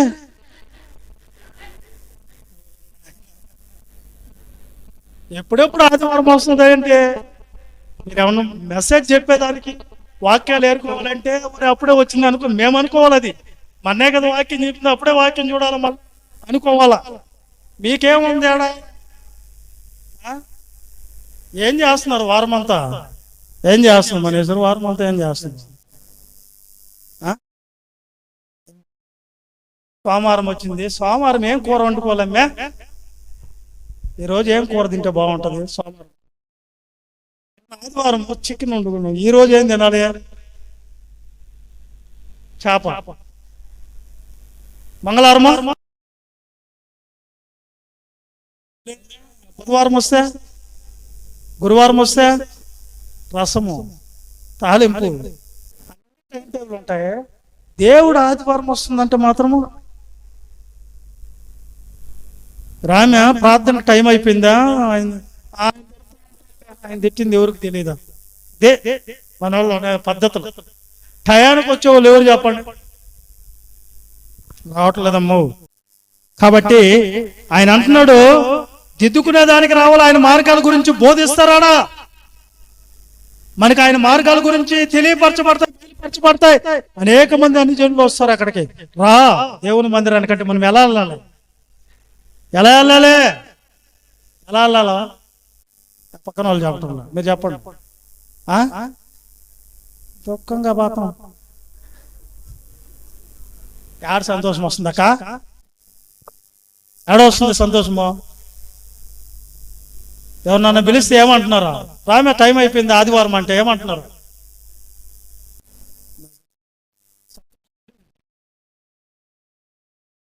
దావీదు గారైతే జనులు చెప్పారంట, మీరేంద్ర నాకు చెప్పేదే అందులో ఆయన సంతోషంగా గంతులేస్తే వెళ్ళిపోతాడు దేవుని దగ్గరికి. మరి అలాంటి వాళ్ళని కదా దేవుడు ఇష్టపడేది, మెచ్చుకునేదే. దిద్దుకుంటున్నారా? మన జీవితాన్ని దిద్దుకుంటున్నామా? అసలు మనము సరి చేసుకుంటున్నామా? ఒకసారి కీర్తన గ్రంథం 50:16 చూడండి, ఎలాంటి వాళ్ళంగా ఉన్నాం మనము. కీర్తన గ్రంథం 50 కీర్తన 16 ఫాస్ట్ కానివ్వండి.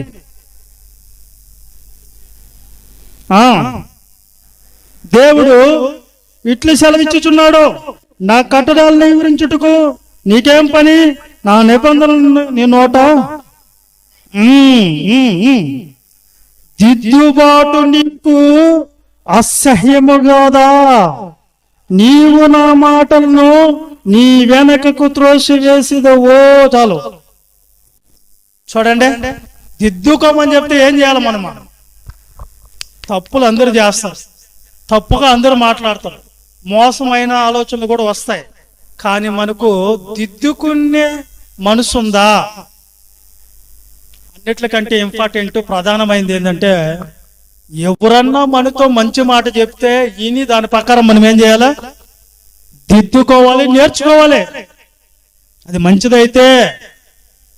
దిద్దుబాటు నీకు అసహ్యంగా మారిందా? దిద్దుకోవా నువ్వు? దేవుడు గద్దింపు వినవా? దేవుడు ఖండించినప్పుడు వినవా? చెప్పండి. వినాలి. దేవుడు మనల్ని దిద్దుకోమని చెప్పినప్పుడు ఏం చేయాలట? ఏం చేయాలా? ఈ మార్గం కాదు, ఈ మార్గంలో నడువు. ఇది కాదు పద్ధతి ఇది కాదు. ఆడ మనిషికి పద్ధతి ఇది కాదు, మగ మనిషికి పద్ధతి ఇది కాదు. ఇలా మాట్లాడకూడదు. పద్ధతి అయిన మాట్లాడు, సంసారలాగా మాట్లాడు, పద్ధతిగా ఆలోచించే. న్యాయము, ధర్మము, నీతి అనేది ఏది నీదో? దేవుడు అడిగింది ఏంది? న్యాయముగా నడుచుకున్నట్టు ఏందే? దీన మనసు కలిగి ఉన్నట్టు, కనికరము చూపటయో, ఇదే కాదా మిమ్మల్ని నేను అడిగింది అన్నాడు ఆయన. దిద్దుకుంటున్నారు మీరా? దిద్దుకోమని చెప్పినప్పుడు దిద్దుకోవాలా వద్దా? దిద్దుబాటు దేవుడు చెప్పినప్పుడు దిద్దుకోవటం నీకు అసహ్యమా? మనల్ని చూసి నీ బతుకు బాగలేదు, సరిదిద్దుకో. నువ్వు బాగలేవు, సరిదిద్దుకో. నువ్వు చక్కగా మాట్లాడటం లేదు, సరిదిద్దుకో అంటే వాళ్ళని చూసి మనం ఏమంటున్నాము? వాళ్ళనే మనం ఏమంటున్నాము? తిడుతున్నాం. దేవుడు ఖండించినప్పుడు, గద్దించినప్పుడు, హెచ్చరించినప్పుడు వింటంలే మనం. కాబట్టి దిద్దుకోవాలి, దిద్దుకునే దానికి మనం రావాలి. దావీదు అంటాడు ఏమన్నాడు తెలుసా? రాజాయుండు కూడా ఆయన తప్పు చేసినప్పుడు, చదువుతారా మాట? కీర్తనల గ్రంథం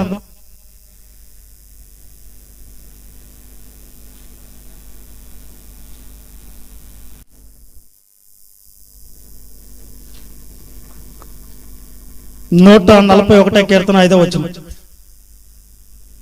దావీదు గారు ఏమంటున్నాడు చూడండి. ఆయన రాజుగా ఉండి కూడా ఎలా దిద్దుకుంటున్నాడు చూడండి. నీతిమంతులు నన్ను కొట్టుట నాకు ఉపకారము, వారు నన్ను గద్దించుట నాకు తైలాభిషేకము, నేను అటు అభిషేకమును తోసివేయకుందునుగాక. చూడండి, నీతిమంతులు కొట్టుట అది నాకు ఉపకారం నాయనా. ఎవరికంటే వాళ్ళు చెప్పరు, ఎవరికంటే వాళ్ళకి చెప్పం మనం మంచి మాట, ఇదే వాళ్ళకే చెప్తాము. ఆ మాట చెప్పినప్పుడు మనము దాన్ని ఏం చేయాలా? మేలు కొరకే చెప్పారు, ఇది నా కోసమే అన్నారు ఈ మాట. సేవకుడు ఒక మాట అన్నాడు, మీరేం దేవుని దగ్గరికి రావట్లేదు, ఏంటి మీరు దేవుడు అంటే లెక్కలేదు, ఏంటి మీరు దేవుని కుడుకులకి రావటం లేదంటే దానికి బాధపడతారు కొంతమంది. ఏందా బాధని? నీతిమంతులు ఎవరి కోసం చెప్తారు, ఎవరి కోసం అంటారు ఆ మాట? నా కోసమే అనుకోవాలా, నా మేలు కొరకే అన్నది వాళ్ళు, నా మంచి కోసమే చెప్తారు. తల్లిదండ్రులు చెప్తారు చిన్నపిల్లలు అప్పుడు మన బతికిని దిద్దుకోవాలని. మన పాఠశాలకు వెళ్ళినప్పుడు టీచర్స్ చెప్తారు మనం దిద్దుకోవాలని. అర్థమైందా? మనము వివాహం అయిన తర్వాత భర్త చెప్తాడు దిద్దుకోమని, భర్తలకి దేవుడు చెప్తాడు దిద్దుకోమని. దిద్దుకునేది దేవుడికి చాలా ఇష్టం. అప్పులనేవి అందరిలో కనిపించినా, పొరపాట్లనేవి కనిపించినా, పొరపాటు అయిపోయిందన్నా మనం దిద్దుకోవాలి. ఏందది? మన జీవితాన్ని సరిదిద్దుకోవాలి. ఏం చేయాలంట మనము? ఏం ద్వారా సరి చేసుకోవాలి? నీ వాక్యము చేత నేనేం చేసుకోగలను? నా నడకలను సరి చేసుకోగలను. నీ వాక్యం చేతనే కదా యవనస్తులు తప్పక తొట్టిల్లుదురు. కానీ ఏం చేస్తారంట? ఆయన వాక్యం చేత వాళ్ళు దిద్దుబాటు అవుతారు. దిద్దుకో. అతిక్రమాలు దాచుకున్నవాడు ఎప్పుడు వర్ధలడు, దాన్ని ఒప్పుకొని విడిచిపెట్టేవాడు కనికరింపబడతాడు. దిద్దుకోమని దేవుడు అవకాశం ఇచ్చినప్పుడు ఈ లోకంలో బతికేది ఎన్ని రోజులు సగం అయిపోయింది మన ఆయుష్కాలం, మన ఎంతకాలం ఉంటుంది ఈ భూమి మీద. దిద్దుకోమని దేవుడు అవకాశం ఇచ్చినప్పుడు దిద్దేసుకోవాలి. నీ ఇల్లు దీపం ఉన్నప్పుడే నీ ఇల్లు ఏం చేసుకోవాలా? చక్కబెట్టుకో. నీ ఇల్లు చక్కబెట్టుకో. దీపం ఉన్నప్పుడు నీ ఇల్లు చక్కబెట్టుకో. దీపం మారిపోయిన తర్వాత కుదరదు. అతిక్రమాలు ఎన్నో దాచిపెట్టేసుకుంటారు. అది ఏందో మరి. కొంతమంది ఎంత గద్దించు, ఎంత తిట్టు, ఎన్ని విధాలుగా చేయి, మీకోసము నేను మరణిస్తానని చెప్పినా కానీ అది మాత్రం బయట పెట్టనే బెటర్ సుమా. బెటర్. అతిక్రమాలు ఏందది? హృదయంలో దాచిపెట్టుకున్న చెత్త. హృదయం అనేది విలువైనది, దేవుని ఆలయం. అది ఆలయంలో ఏముండాలి తెలిసి? విలువైనటువంటి బంగారం కంటే, మేలిమి బంగారం కంటే, జుంటి తేనె దారం విలువైనటువంటి దేవుని వాక్యం దాంట్లో పెట్టుకోవాలి. అర్థమైందా? చెత్త చెదారం అంతా తీసుకుపోయి దాంట్లో పెట్టుకుంటారేంటి? ఉదయంలో దాచుకుంటారేంటి? దాచుకున్నంత వరకు దేవుడు చేత నువ్వు వర్ధిల్లింపబడవు. దాచుకున్నంత వరకు దేవుడు నిన్ను కనికరించడు. నువ్వు పై పెదాలతో ప్రార్థన చేయాలని దేవుడు ఆలకించడు.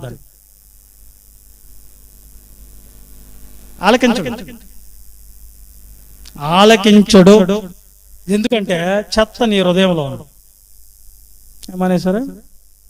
చెత్త దేవుని దగ్గర ఒప్పుకొని విడిచిపెట్టాలి. ఏం చేయాలా? ఏదైనా సరే ఒప్పుకొని విడిచిపెట్టు. నా కళ్ళు ఎట్ట గప్పెట్టేస్తారులే అంటే చెప్తా బాధట ఏ గుర్తుకొస్తాయి, నవ్వు వచ్చాయి. నేను ఒక సంఘంలో సేవ చేస్తా ఉంటే కుళాయిలు అప్పుడు కొత్తగా వేసారాడ, ఏది ఈ పంచాయతీ నీళ్ళు వస్తాయి కదా, ఆ నీళ్ళు చర్చకు వచ్చే వాళ్ళు వాళ్ళిద్దరు బిందెలు పట్టుకొని కొట్టేసుకున్నారు. అప్పటికి కొట్టుకుంటా ఎవరో ఒక పాప ఫస్ట్ వచ్చాడో అన్నది.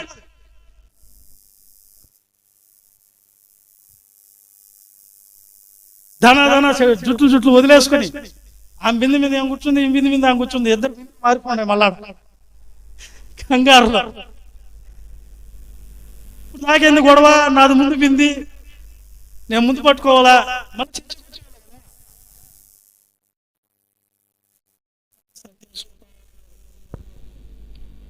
వెళ్ళా, వందనాలు సార్. వందనాలమ్మా. ఏమ్మా ప్రార్థన చేపించుకుంటారు రండి అన్న. వస్తాను, మీరు బాండి సార్ మా ఇంటికి, తర్వాత వద్దాం అంటా ఉన్నారు. సరే నేను వెళ్తున్నా రాన్నమ్మా అంటుంటే, పాస్టర్ బాగుంది మీ సంగతి చెప్తాను, నీ మొత్తం ఇప్పి పెడతా అంటది ఈవిడ. ఆమె ఏమంటది, నీ పొట్లం నా చేతిలో ఉంది, నీ బతుకు పచ్చారే అంటది ఆవిడ. వీళ్ళిద్దరు ఎవరు? పక్కన వాళ్ళు ఏమనుకుంటారు, పొట్లం ఈమెకి తెలుసంట, ఈమెకితో వచ్చేస్తారంట, ఆమె బతుకు ఈమెకి తెలుసు అంటే ఈమెతో వచ్చేస్తారు. ఏంది పైగా వాళ్ళ ఇంటికి పోగానే వాళ్ళ దడి మీద ఒక చెప్పు ఒకటి గట్టి ఉందా తడికి పెట్టే దగ్గర, అది ఎడంకాలు చెప్పు అట. ఈమె ఇంటి ఎదురుగా ఆమె ఇల్లు, ఆ దడికి ఒక చెప్పు గట్టి ఉంది. ఆవిడ ఈమె నల్లది కడితే ఆమె ఎర్రది కట్టింది. దేవుని దగ్గర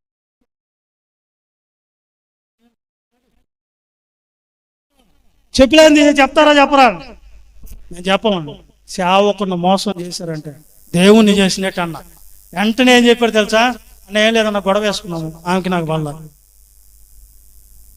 అది చెప్పింది కట్టుకున్నావు చెప్పా, ఇదిగా నా ఇంటి వైపుగా నువ్వు చూసావనుకో, ఈ ఎడంకాలు చెప్పే నీకు అని కట్టిందంట ఆవిడ.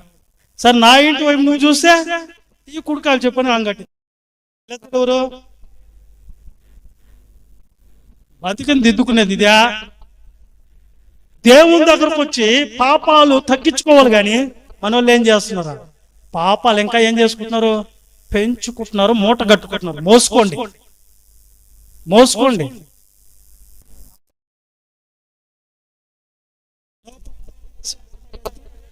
యేసుక్రీస్తు ఎట్లా తొలగించాడు అతను, అయినా మనకు కనికరం లేదు, అయినా జాలి లేదు. ఉచితంగా దొరికింది కదా రక్షణ.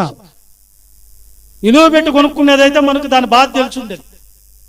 ఆయన బడిన పాటలేదు, మనల్ని కానీ వేసుంటే అసలు తెలుసుండేది.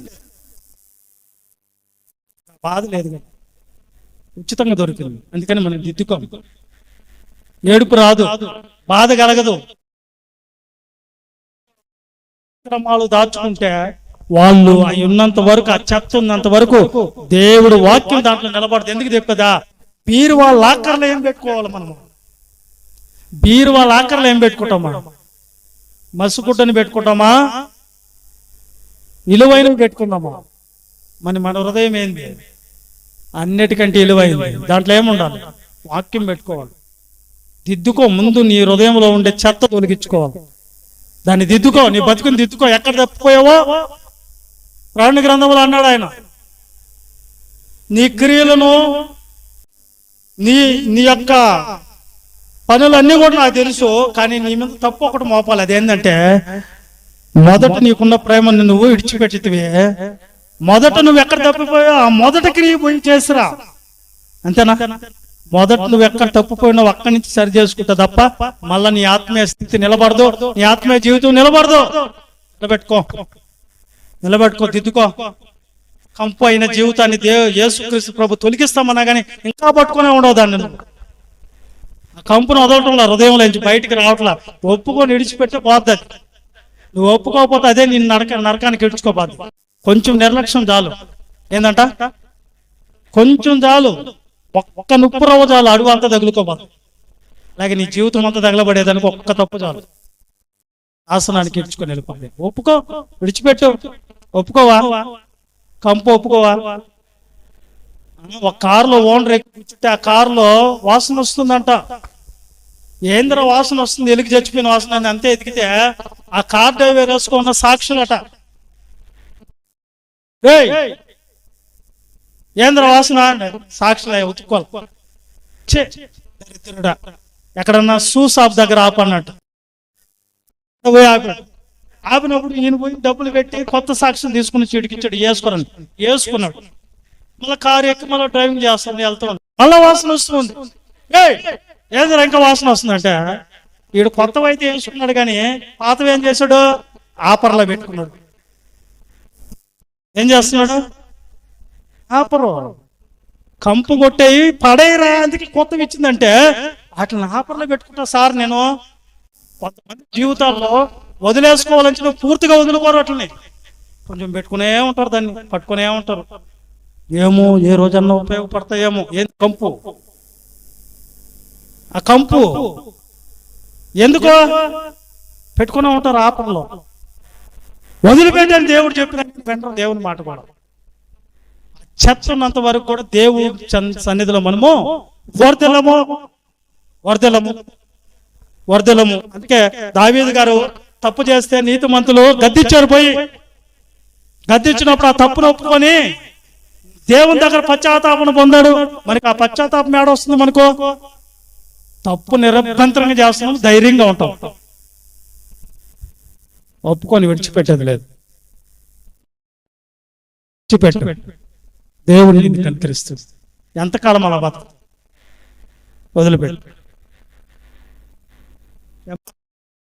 వదిలిపెడతారా? పై భక్తి చేస్తారు, పైన చేస్తారు. మీరు ఒకసారి అపోస్తలుడు పౌలు గారు ఒక సంఘానికి వెళ్తే ఆ సంఘంలో పరిశుద్ధాత్మ గురించి మెసేజే లేదు, వాళ్ళకి తెలియదు. పౌలు గారు గద్దించారు వాళ్ళని.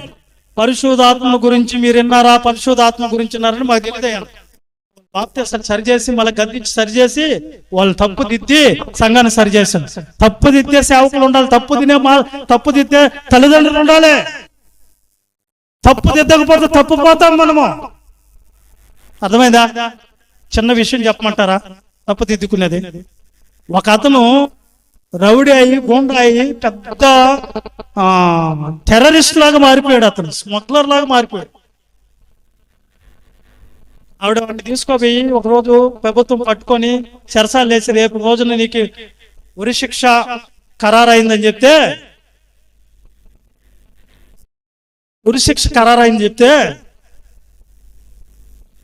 చివరి కోరిక ఏందని అడగతాడు. ఏం లక్ష్మి అక్క, చివరి కోరిక ఏందండి? ఏం అడుగుతుంది? రోజుతో మన పని అయిపోయింది, వెళ్ళిపోతాం. చివరి కోరిక ఏంది? చివరి కోరిక ఏందని అడిగాడు. అడిగినప్పుడు వాడు ఏం చెప్పాడు? మా అమ్మని చూడ. అంటే ఏమన్నాడు? మా అమ్మను ఒకసారి చూడాలనిపిస్తుంది సార్. పిలిపిస్తారా? నువ్వు కోరుకునే కోరిక చాలా కష్టాంతరంగా ఉంటది అనుకున్నావు. నువ్వేం కోరుకున్నావు? అమ్మనే. పిలిపిస్తామని పిలిపించారు. అమ్మ వచ్చింది. మా చెవు దగ్గరికి పెట్టు అన్నాడంట. ఏం జరుగుంటుంది చెప్పండి? ఏం చెప్పండి?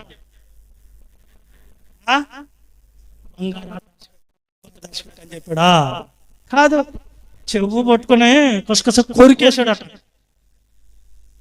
మరే కసాయోడు ఎందుకు కొరికేసావు? రా జైలు వాళ్ళు అధికారులు, ఇది తల్లే కాదు, ఇది ఏంది? ఇది దుర్మార్గరాలు. ఇది ఏందిరా మాట అంటావంటే, నేను చిన్నప్పుడు సార్ పక్కింట్లో ఒక చిన్న వస్తువును దొంగతనం చేసే ఒక కమ్మలో నన్ను పట్టుకొని నాది కొట్టుంటే ఈరోజు ఇంత పెద్ద దొంగనవును, ఉరి శిక్ష నాకు రాదు.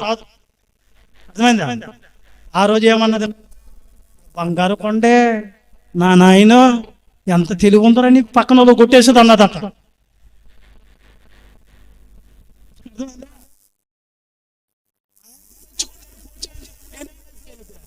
దొంగన అయిపోయి ఏమైపోయాను 30 సంవత్సరాలు వచ్చిపోతాను, ఏం అనుభవించుకుంటాను.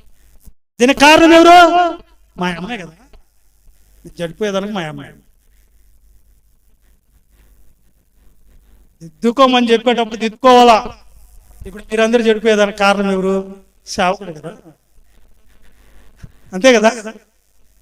చెప్పండి, నేనే కదా. మాట రా, ప్రార్థనకి రమ్మంటే తలనొప్పి వచ్చేస్తుంది. అప్పుడే ప్రార్థనకి రా,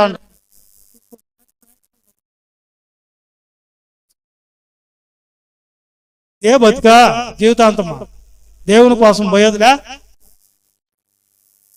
నష్టమే దేవుని కోసం వెళ్ళిపోవాలి, దిద్దుకోవాలి. శిలగా ఉన్న మనము, శిథిలమైపోయిన మనల్ని శిల్పంగా మారుస్తున్నటువంటి దేవుడు. ఓకేనా?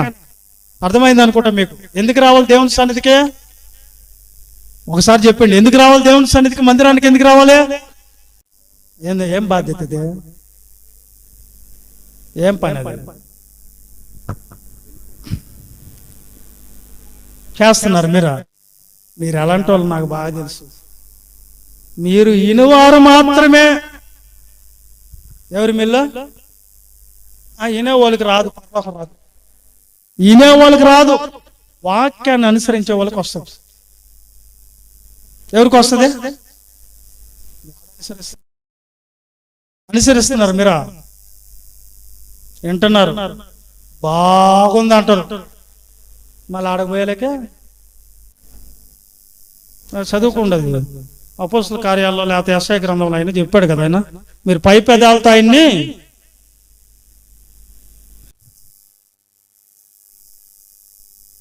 పై పెదాలతో ఏం చేస్తున్నారంట? 28, 20, 26, 28 ఏంది? అపోస్తుల కార్యాలు 28, 26 చదవండి. ఏమంటున్నాడు? ఫాస్ట్గా చదవండి, ముగించుకుంటా. 28, 26 నేను చదివేస్తానండి. మీరు వినుటకు విందురు గాని గ్రహింపనే గ్రహింపరు, చూచుటకు మట్టుకు చూతురు గాని కాననే కానరని ఈ ప్రజల యొద్దకు వెళ్ళి చెప్పుము. ఈ ప్రజలు కన్నులార చూసి చెవులార విని మనసార గ్రహించి నా వైపు తిరిగి నా వలన స్వస్థత పొందుకున్నట్లు వారు హృదయము క్రొవ్వి ఉన్నది. వారు చెవులతో మందెముగా విని కనులు మూసుకొని ఉన్నారు. వింటారు, పాటించరు. ఇలాంటి వాళ్ళు వద్దు అంటున్నాడు దేవుడు. వీళ్ళొద్దు, నాకు వద్దనే వద్దు. చూసారా? అదన్నమాట. ఇక దేవుని చిత్తాన్ని నెరవేర్చుటకు జరిగించుటకు రావాలి. అలాగే దేవుణ్ణి కలుసుకున్నట్టుకు రావాలి. ఎక్కడికి రావాలంటే మందిరానికి రావాలి, కలుసుకున్నట్టుకు రావాలి. దేవుని చిత్తం నెరవేర్చుటకు జరిగించుటకు మనం రావాలి. మీకు సమయం లేదు కనుక వివరించడం కష్టం అవుతుంది. కాబట్టి ఒకవేళ ఎప్పుడన్నా సమయం ఉన్నప్పుడు దీన్ని వివరించుకుందాం. దేవుని సన్నిధిలో అయితే మనం బాధ్యతలుగా ఉంటాం. ఈ కుటుంబంలో ఎలాగైతే బాధ్యతగా మీరు ఉన్నారో, ఏది లేకపోయినా ప్రయాసపడతారో, దేవుడి సంఘంలో ఏది లేకపోయినా మనం ప్రయాసపడాలి. దానికోసం మన ప్రాణార్పణంగా పోయిబడినా సరే సంఘానికి క్షేమాభివృద్ధి. కాబట్టి మనము ఈ మాటలతో హెచ్చరించబడుతూ ప్రార్థన చేసుకుంటాం.